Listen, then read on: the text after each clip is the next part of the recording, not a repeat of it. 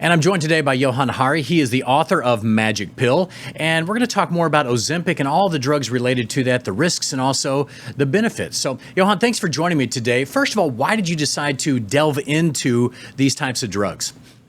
Well, the moment I learned that we have a new kind of weight loss drug that can actually mean you lose huge amounts of weight, 15 to 24% of your body weight, I felt so conflicted. I'm older now than my grandfather ever got to be. He died when he was 44 of a massive heart attack. I knew that being obese as I was is disastrous for your health on average. So I was really excited, but I also thought, come on now. Is there really such a thing as a free lunch? Can it really be as good as it sounds? So I went on a big journey all over the world. I interviewed the leading experts, the biggest critics of the drugs, the biggest defenders of the drugs. And I hope what my book is a guide to everything you need to know about these drugs. The truth is there are extraordinary benefits and there are 12 disturbing risks associated with these drugs. Loads of us are going to have to weigh these risks and benefits for ourselves and make a choice. All right, so for people who haven't tried this type of drug yet or just hear it in the news, what did you experience when you got onto Ozempic? I'll never forget. The second day I was taking it, I went to a diner just up the street from where I live, and I ordered what I used to order every day for breakfast. Slightly embarrassed to say, it was a huge chicken sandwich with loads of mayo.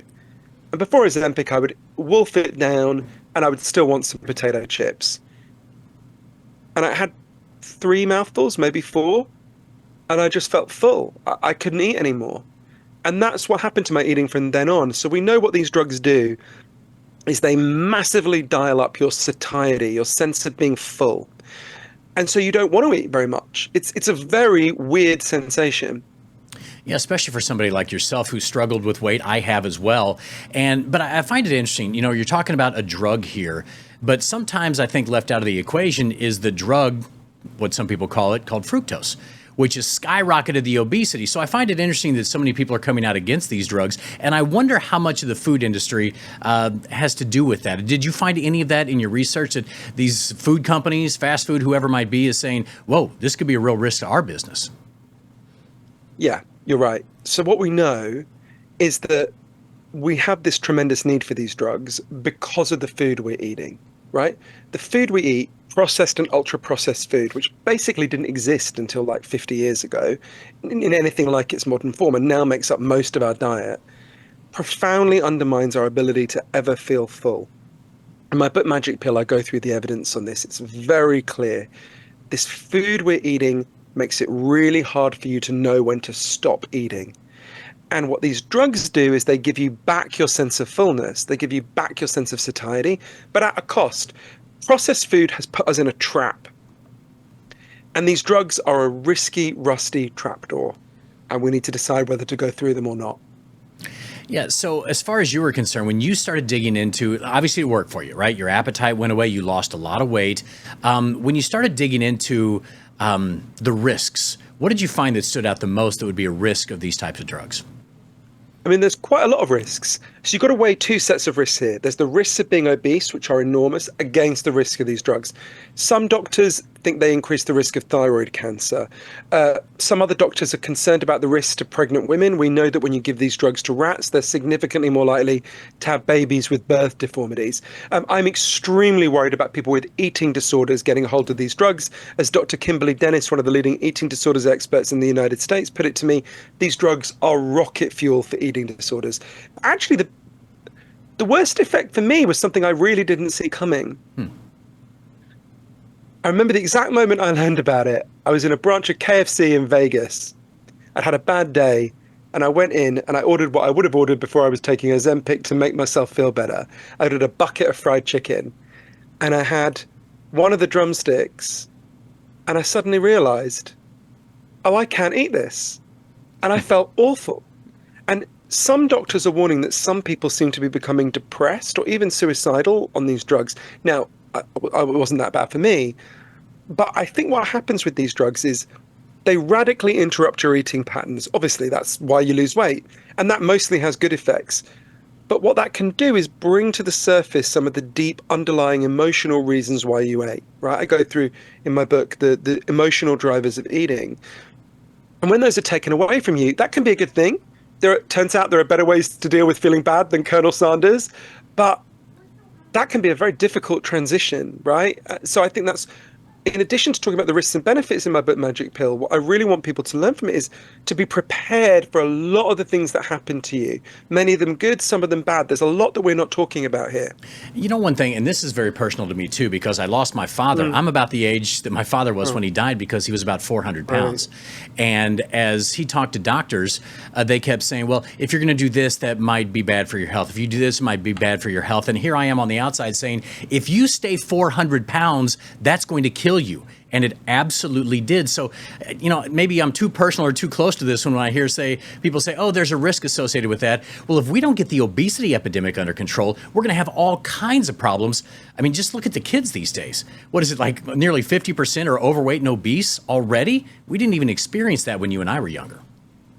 You couldn't be more right. And I really agree with you. And I'm really sorry about what happened to your dad. When I hear that, I think about, so if you want to look at the benefits of these drugs, the extraordinary benefits of these drugs, I actually think the best comparison is bariatric surgery, right? Because up to now, it's been extremely hard to lose huge amounts of weight and keep it off without, you know, a medical intervention. Some people can do it just through diet and exercise, and all credit to them. But bariatric surgery is our best comparison. And what we know about bariatric surgery is that it has staggering benefits for health, right? If you have bariatric surgery, in the 7 years that follow, you're 56% less likely to have a heart attack, 60% less likely to die of cancer, 92% less likely to die of diabetes-related causes. It's so good for your health, you're 40% less likely to die at all in those 7 years. Now, we know these drugs are moving us in a similar direction. If you take these drugs and you were overweight at the start, and the health harms kick in just at slightly overweight, you don't have to be 400 pounds. If you take these drugs and you were overweight, your chance of having a heart attack or stroke goes down by 20%. This is why I've decided to continue taking them. This could literally be saving my life, right? Now, there'll be other people who look at the list of risks and benefits in my book Magic Pill and will go, you know what, actually, for me, you know, I'm at risk of thyroid cancer because there was some in my family, or I think I might get pregnant, or there could be a whole range of things, in which case it's perfectly the right decision to not take the drugs. But I think you're right. Where we have such a severe obesity crisis, we really mustn't undersell to people how dangerous that is. You know, the thing I learned from my book that most shocked me, I'm really embarrassed to say this, is the thing I thought I'd known since I was a little boy. It's how bad for you obesity is. Think about diabetes, right? I thought diabetes, it's not good to be diabetic, but as long as you get insulin, you've got health insurance, you're basically like everyone else. That's not true at all. If you develop type 2 diabetes, it knocks 15 years off your life on average. One leading doctor here in Britain who treats diabetics said something to me that seems incredibly shocking when you hear it until you look at the evidence. He said, if you gave me a choice between becoming diabetic or becoming HIV positive, I would choose to become HIV positive. Wow. Because if you're HIV positive and you get treatment, you live as long as everyone else. If you get diabetes, even with the best treatment, it's the biggest cause of preventable blindness in the US and Britain. It's more people have a limb amputated or an extremity amputated because of diabetes in the US than because they got shot. And you will have noticed a lot of us get shot. So I think you're absolutely right. If you only look at the risk of the drugs, it would seem crazy to take them. But if you look at the choice that I was in, the choice it sounds like you were in, the choice that I wish your dad could have had, the risk of the drugs versus the risk of obesity, then it's a much more complicated decision. And I think we need to level with people about that and not kind of hide the truth about obesity, because we never want to be mean. We never want to stigmatize people. I could not agree with that more.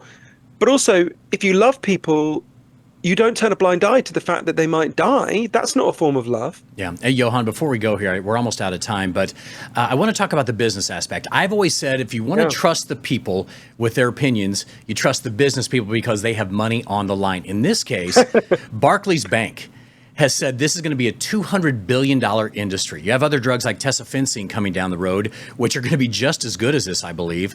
And Barclays says to their investors, short fast food restaurants, simply meaning they're going to have troubles down the road if this many people get their health and their weight under control. What did you find when it came to the business aspect? Totally. This is going to transform the economy. 47% of people want to take these drugs, and that's before most people know someone taking it. We go, what happened to Bob, right? I mean, I think that's an underestimate of how many people will end up taking these drugs, especially since a few years from now it'll be a daily pill and it'll cost $1 a day. That will transform the economy in extraordinary ways. The same Barclays Bank analyst said the best comparison is the invention of the smartphone. And you're right, look at what the markets are doing. They've downgraded the stock of Krispy Kreme, right? That tells you something. There's a company that makes the hinges for knee and hip replacements. Their stock is right down because there's going to be fewer people needing them because there's going to be fewer obese people. Jefferies Financial did a report for the US airlines saying, get ready to spend a lot less money on jet fuel because the population's about to get a whole lot thinner. Nestle's CEO has been making some very nervous sounds about their ice cream market. So I think you're absolutely right. This is going to transform the economy. You know, my book is called Magic Pill because there's 3 ways these drugs could be magic. The first is the most obvious. They could just solve the problem, right? There are days when it feels like that. You know, my whole life I've overeaten, now I don't. The second way is more disturbing. It could be like a magic trick. It could be like a conjurer, you know, who shows you a card trick while he picks your pocket. The risks could over time outweigh the benefits. I don't rule that out.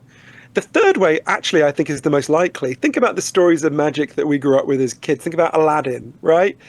You find the lamp, you get the genie, you make your wish, and your wish comes true, but never quite in the way you expected, right? This is going to have all sorts of unpredictable effects on the economy, for good, for bad, and in the middle. We really need to take a beat to think about this extraordinary revolution that has begun, and I hope my book Magic Pill gives people a chance to do that. All right, so the first thing people need to do is 1, talk to their doctor, make sure that this is the right path for them, and then 2, read your book, Magic Pill. Fascinating read. All the research you did was spectacular. Johann Hari, what's your website in case people want to check out more? If you go to magicpillbook.com, I meant to say you can get it from all good bookstores, but you can get it from lousy bookstores too if you want. Johann, thanks for your time today. We do appreciate it. Totally my pleasure.